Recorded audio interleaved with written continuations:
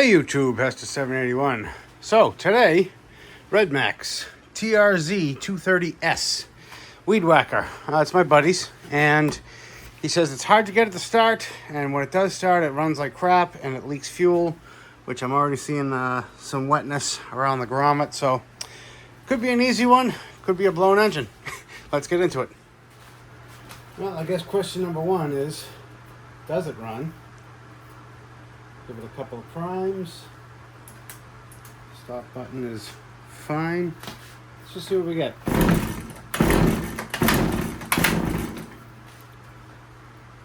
I have the choke on or off? Let's see.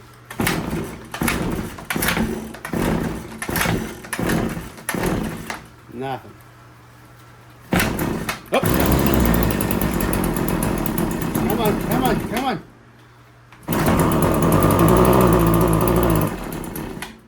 Can't tell if I'm choking it or unchoking it. The side's all worn off.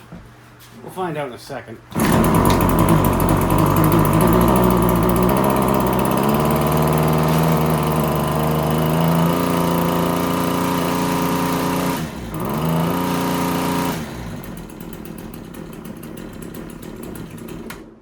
Alright, so that was me holding the throttle all the way open in case it wasn't obvious.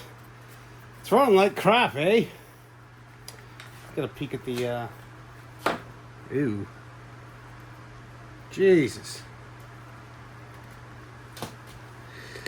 I guess it's not the filthiest, but it's like pinched and soaked. I'll see if I have a new one of these. What else we got? Leaking fuel? Yes, it is. I believe that's going to be a grommet and fuel lines. So, let me get you set up a little closer. Alright, T27. Going to pop this cover off.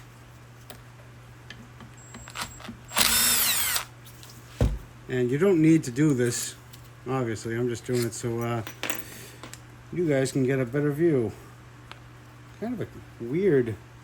Save that gasket. I'm not going to say weird, it's common, but this is an older RedMax, so it has a separate primer.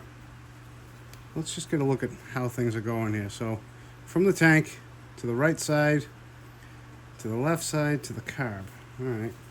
These are all absolutely hard as a rock. So, except for this one. This one's gummy and coming apart. Let me crack the tank, make sure there's no pressure. How many times have I done that?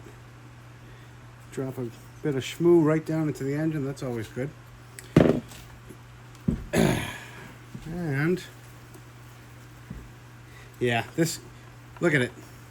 Oh, yeah. So the lines are hard as a carp, and the grommet is actually wiggling inside of the tank. So let's see if I got another one of those. Right, so I do have one that I'm pretty sure is going to work.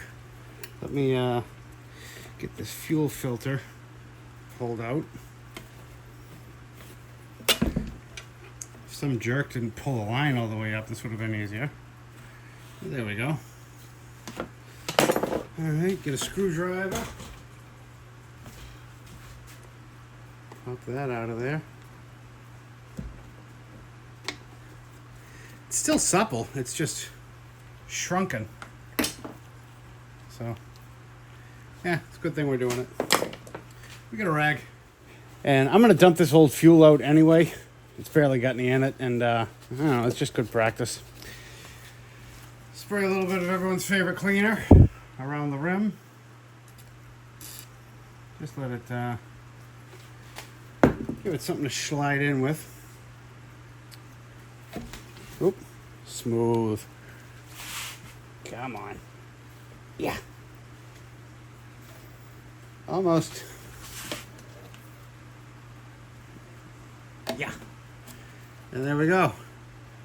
Nice and tight. Alright, so now I'm just going to cut the lines one by one, matching them up. I'm using 3/16 by 3/32 inch hose. And you can see it's obviously a little bit thicker just because it's not all old and hard and sun-baked. But should work good. Just kind of take your time. Match them up. Turn you on in a second. So how I go about it is I'll Usually just take a pair of side cutters and nip them so that there's no sharp edges there, and that'll go right down into the gasket. I've already sprayed a little WD-40, and there you go. Bob's your uncle. So I ended up pulling this one back out because this one was a little difficult to get to, and which I just sneak in with a couple of, long nose pliers. Anyway, I'm gonna change out this filter because why reuse it? It's a little dirty, a little scuzzy. In case you guys are interested, here's the part number for this particular style. And I'm gonna leave a little bit of slack so I can hook everything up. And then once it's done, I'll just pull it tight. And I just kind of blew the carb off. I figure while it's here, while I have it apart, while there's an issue, let's just take a peek inside, see how things are looking. I'm pretty sure he only runs the the canned stuff, the premix, so not expecting any issues. Yeah, that's nice and clean.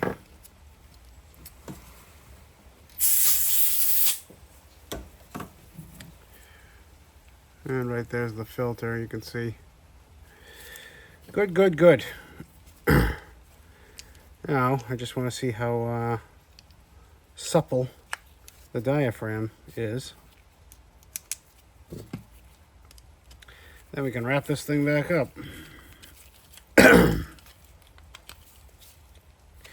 JIS screws, by the way, on this thing, as usual.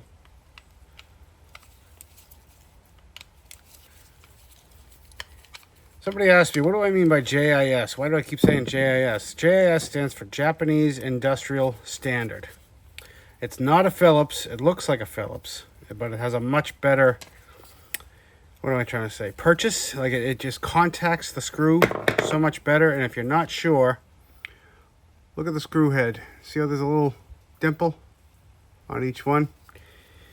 Generally, all JIS screws are going to have that dimple on there. And brings me to the next point. What do you mean by a JIS screwdriver? Well, it's a screwdriver that has the JIS point. How do you know if you have one? Well, this is made by Vessel, right there. And if your screwdriver doesn't look like this, odds are you're not using a JIS screwdriver. So, yeesh. That actually feels hard as a rock. Come on, gentle. Not that it matters. Oh yeah. You guys hear that crunch crunch? Ready? So, good thing we looked into that. I think I have those actually. Let me give this a quick blow. And yeah, that's looking nice and clean. So this could have been a problem. 100% could have been a problem. Let me see if I have one. So, good news, bad news. I do not have the proper diaphragm, but I do have one that could work.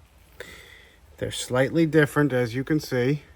I'm looking at that little tit in the middle, and I'm looking at this one. Come on, focus. Definitely stands off differently. And now looking at the other side, they're very, very close. I'm going to order the proper kit, but I have so much spare time right now. I would just like to see if I can get this thing done and running. So let me slap this back together for testing purposes. Nothing more permanent than a temporary fix, right? And turn you back on in a second. And while I was over at the bench, I was trying to be clever, and I tucked that fuel line up and left it sitting sideways to make sure we were leak free, and we are. However, this fuel line fell out and we lost a bunch of fuel. But a win is still a win. All right, so I'm going to attempt to put this back together by memory, and then when I turn you guys off, I'm going to look at the footage and make sure I did it right. So fuel line went right to there, and this one I believe went to the inside of the primer bulb. Someone's laughing at me right now and someone's saying, yeah, that's right. It's a tight fit, but that's what you'll want. So the one size up from this was going to be 3/16 by 1/8. All right, here's the gasket from earlier. And let's put that right back where it was, which was here. Yes, okay. Often wrong, never in doubt. That's my motto. I'm just going to put these bolts right through the housing to hold this whole party together.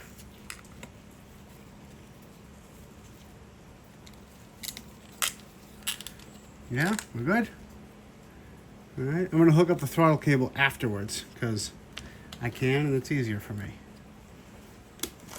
Now, don't lose it while you screw it together. Beautiful. All right, let me finish buttoning this up. All right, well, I'm not even going to review the footage. I'm confident because the bulb is priming up beautifully. So what do you say? We just go for it. Fire in the hole.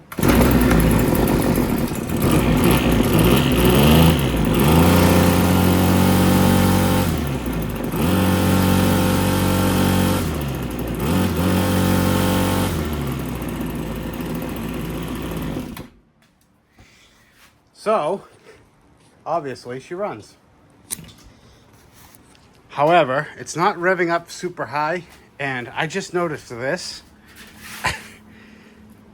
So I think it's running a tad bit unbalanced. Let me cut that to length. We'll fire it up again. All right, trim to size, take 2.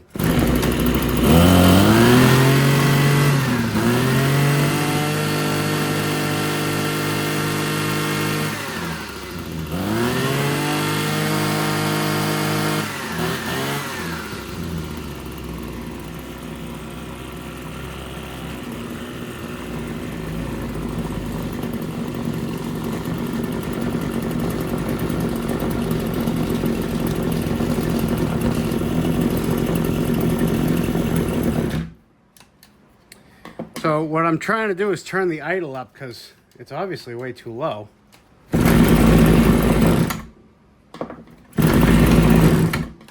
Huh. Did I put... Oh, I never put enough fuel in it. How many times has that happened to you? Every small engine guy's favorite saying, it ain't got no gas in it. You know what that's happened to me a bunch on?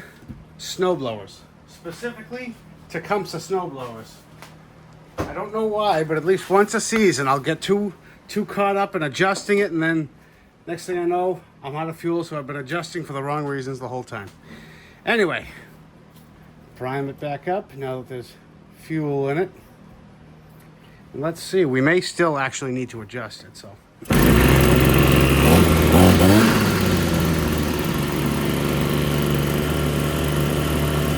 Now the idle's too high.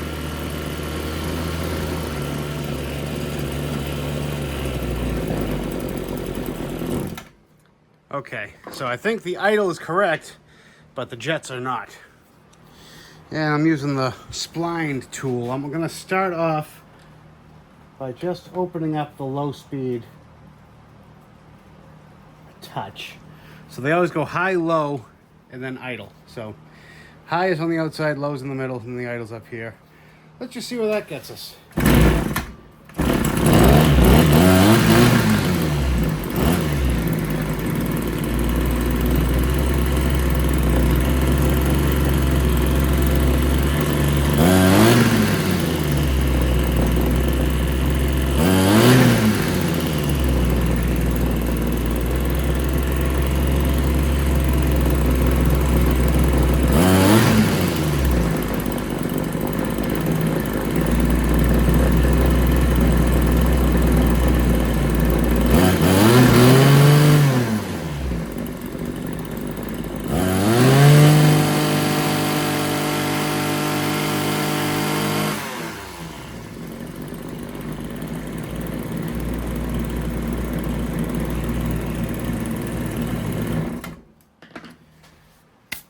Okay, So now that I've got it close, I know you guys are screaming at me. I'm gonna throw the air cleaner back on. I've blown this one out and I've ordered a new one. But just for the sake of testing purposes, this is gonna be fine.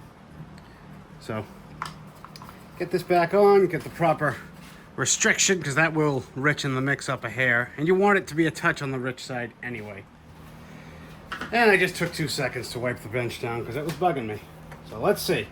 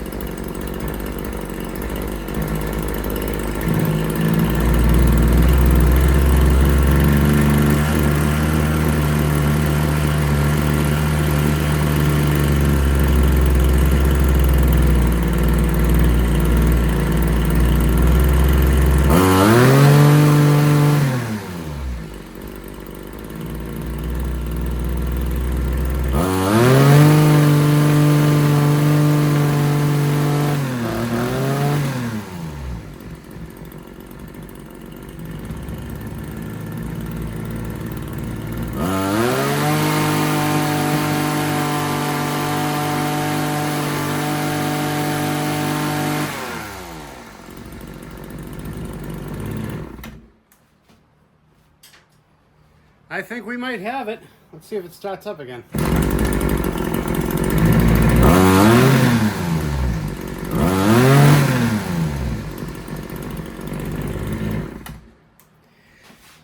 Can't ask for much better than that. Does she leak? Negative. Dry as a bone. It sounds a little boggy, just a hair off takeoff. And I don't know if that has to do with the diaphragm being slightly wrong. By the way, there's no intake leak with that diaphragm. It seals on the outside. I have used those in the past in a more permanent basis on my machines. Don't yell at me. So I'm happy with this. You know, he only uses it a couple times a month. You should see his property. He actually could use it a little bit a little bit more, to be honest. But sweet. And now that it's been sitting for 5 or 6 minutes, I want to see if it'll restart while hot, but I also want to check the RPMs. I believe at idle it should be around 3, and it should max out somewhere around 8. So just want to double check that before he blows this thing up. I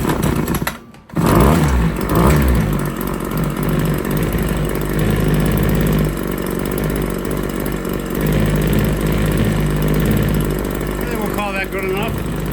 Let's see the max.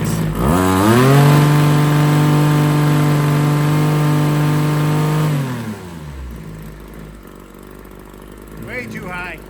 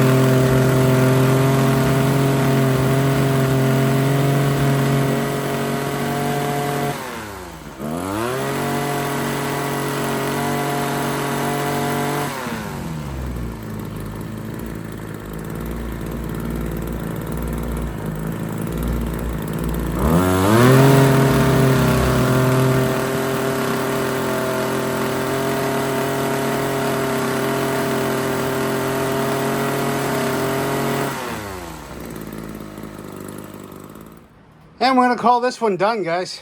The smoke, that's because I took a blowgun and I blew all the oil, dirt, and crap from around here. So I want to make sure those screws were tight, like we've seen in other videos, how they come loose.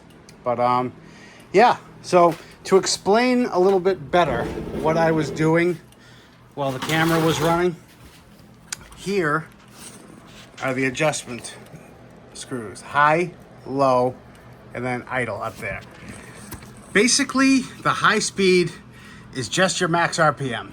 So when I was trying to get the RPMs down, I was turning this out to fatten up the fuel mix. The leaner you make these engines, the faster they're gonna run. So low speed, best method I've found. Now everybody has their own method and some work better than others. Mine works for me. Best way I've found to get the low speed set right is turn the RPM up. Get it running faster than it needs to be, but not too fast. And then start turning this in, and the engine's gonna run faster and faster. As soon as it starts running faster, dial it back. And then once it's gonna find a happy medium, and then when you dial back a little more, it's gonna start to bog. Just a hair past that happy medium, favoring the rich side, that's where you wanna leave it. You want it to be richer, because, you know, fuel and oil is your friend with these hot little tickets. Then the idle. Rule of thumb, you just dial it down until the head stops spinning. You want the head to be just about spinning. You know, you tweak the idle up, then the head will start going, in case you don't have an RPM gauge. So there's no exact science to these things. It's a lot of feel, it's a lot of experience, and yeah. So don't be intimidated. Turn the screw. What's the worst that can happen? You buy another carb and you live and learn. I want to thank you all again for liking, watching, commenting, subscribing, and we'll catch you on the next one.